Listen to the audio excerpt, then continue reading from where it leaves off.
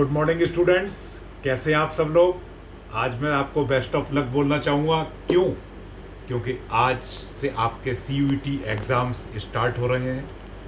CUET common university entrance test, ये क्या होता है कुछ लोग पूछ रहे होंगे। तो सभी को पता है, अभी पिछले कई वर्षों से हमारी गवर्नमेंट ने क्या किया कि जितनी भी यूनिवर्सिटीज़ हैं वहाँ पे एडमिशन्स लेने के लिए आपको मेरिट लिस्ट की बजाय आपको इस एंट्रेंस एग्ज़ाम को देना होगा।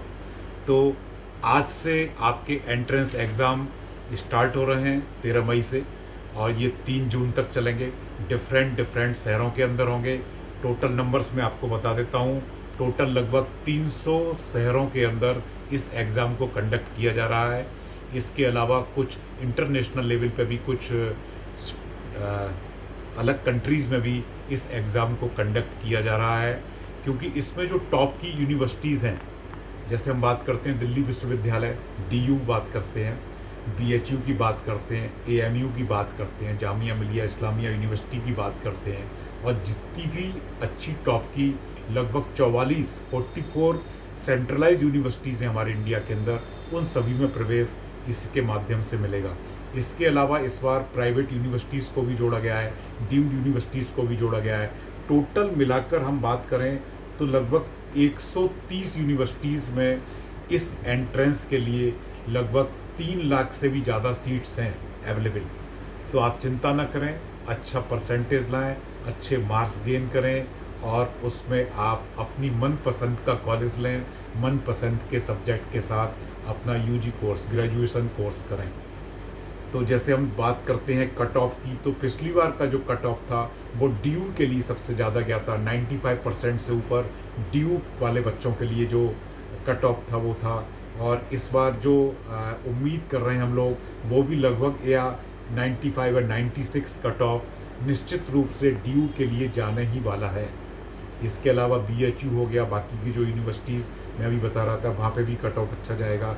लेकिन इसके अलावा दिल्ली के जो अच्छे कॉलेजेस हैं, जिसमें नाम आता है द हिंदू का कॉलेज का नाम आता है, सेंट स्टीफेंस का आता है, वहाँ पे लास्ट ईयर की तरह इस बार भी कट ऑफ 98-99% से ही लगभग जाने वाला है।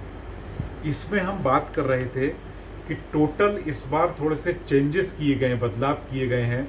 इसमें सेक्शन A और B बनाए गए हैं, जिसमें लैंग्वेज के कुछ पेपर आपको लेना रहेगा। सेकंड सेक्शन है जो उसमें कुछ आपको डोमेन्स का मतलब है आपने जो सब्जेक्ट 12th में पढ़े थे या नहीं भी पढ़े थे, जिन सब्जेक्ट में आपको ग्रेजुएशन में स्पेशल रुचि है, जैसे साइंस के बच्चों की बात करें तो फिजिक्स, केमिस्ट्री, मैथमेटिक्स, बायोलॉजी, या ह्यूमैनिटीज़ की बात करें तो इकोनॉमिक्स, SST या history, geography, sociology, political science, इन सब साइंसों में इस पर कर सकते हैं आप। इसके अलावा हम बात करते हैं अगर कॉमर्स के सब्जेक्ट की, तो उसमें अकाउंटेंसी एंड इस तरीके के सब्जेक्ट उसमें आप ले सकते हैं डोमेन के अंदर। कोई से भी 3 to 5 सब्जेक्ट्स आप उसमें चूज़ कर सकते हैं। इसके अलावा जो आपका सेक्शन 3 रहेगा वो जनरल टेस्ट रहेगा। जनरल टेस्ट के अंदर GK, current affairs, internationally current affairs, हमारे देश के करंट अफेयर्स, रीजनिंग का कुछ पार्ट, कुछ कॉम्प्रिहेंशंस का पार्ट रहेगा। तो बहुत अच्छे से इन पेपर्स को देना है। इसमें इस बार नेगेटिव मार्किंग का भी प्रावधान किया गया है। -1 नेगेटिव मार्किंग रहेगी। तीनों पेपरों में आपको 50-50 क्वेश्चंस मिलेंगे। इन 50 क्वेश्चंस की जो मार्किंग रहेगी वो 5 मार्क्स ईच के हिसाब से रहेगी। 250 मार्क्स का एक पेपर रहेगा।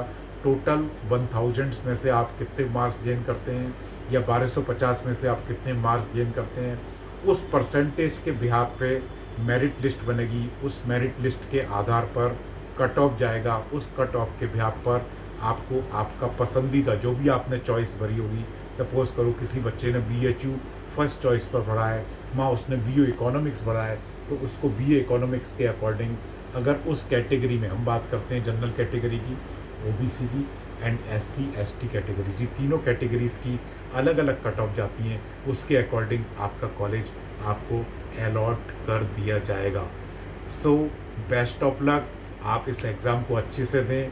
हाँ, अभी कुछ जो हमारे यहाँ आपने देखा होगा भारत पाकिस्तान में कुछ टेंशन्स चल रहा है, इसकी वजह से NTA जो इस एग्ज़ाम को कंडक्ट करता है, नेशनल टेस्टिंग एजेंसी ने करीब 15-16 सेंटर्स जो जम्मू कश्मीर साइड से थे, पंजाब से थे, हरियाणा से थे, राजस्थान से थे, वहाँ पे इस एग्ज़ाम को डेट्स को भी पोस्टपोन किया है। एग्ज़ाम वहाँ होगा डेट्स हो सकता है कि उसकी कल ही डिक्लेयर कर दी जाएँ। हो सकता है कि कल से एग्ज़ाम, आज पीएम मोदी जी ने तो इसके नाम संबोधन किया, तो स्थिति थोड़ी-सी सामान्य हुई है। लोगों के अंदर थोड़ी-सी जागरूकता आई है, अवेयरनेस आई है, कॉन्फिडेंस आया है, तो हो सकता है कि कल से वहाँ पे पेपर शुरू कर दिए जाएँ। लेकिन फ़िलहाल इन 16 सेंटर्स पर सरकार की तरफ से इन सेंटर्स को अभी पोस्टपोन्ड किया गया है। लेकिन आप बाकी के सेंटर्स के बच्चे चिंता ना मत करें। आपने होपफुली अपने एडमिट कार्ड्स डाउनलोड कर लिए होंगे। जिन बच्चों ने डाउनलोड नहीं किए हैं वो सीयूईटी की साइट पर जाकर अपने एडमिट कार्ड्स डाउनलोड कर लें। जिन बच्चों के पेपर अभी आज से 13 तारीख से 16 तारीख तक रहेंगे, होपफुली उन सभी के एडमिट कार्ड्स आ चुके हैं। बाकी की आगे की डेट्स जो 3 जून तक रहेंगी, उनके जो एग्ज़ाम्स हैं, उनके जो एडमिट कार्ड्स हैं, वो 15 या 16 तारीख से साइट पर आने शुरू हो जाएंगे। So again best of luck, do the best, अच्छा करिए, अच्छा कॉलेज पाइए। My best wishes to all of you. Thank you so much.